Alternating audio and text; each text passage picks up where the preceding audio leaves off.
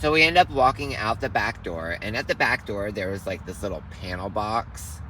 He ended up taking the knife out, unscrewing the screws to the panel box, and opening it and trying to figure out where the phone line is connected.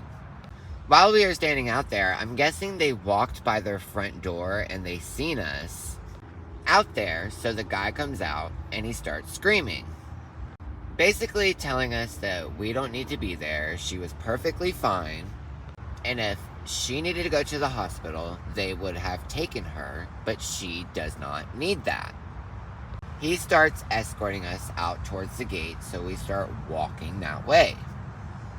The mom starts walking with us as well. Now we're like in this little pattern thing, even though there's 4 of us. It was them 3 and a diamond, and I was in the front.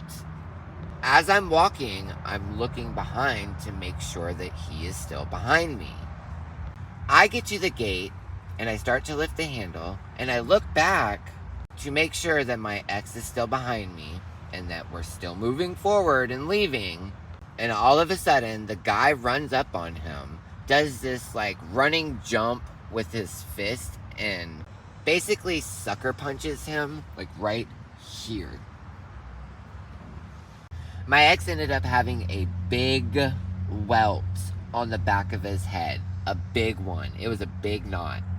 So they are sitting there tussling around, fighting. He ends up putting him in a headlock.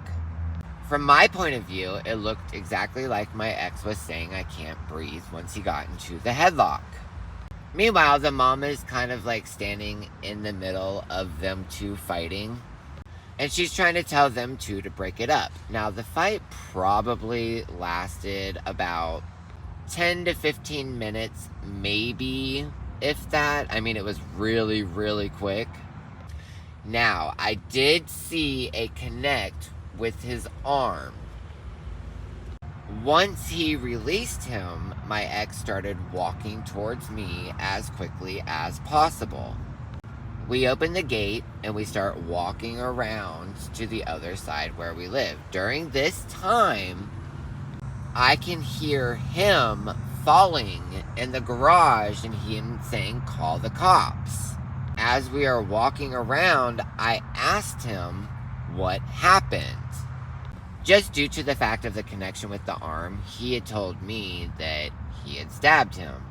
So considering the fact they were calling the cops, I told him we need to go call the cops as well.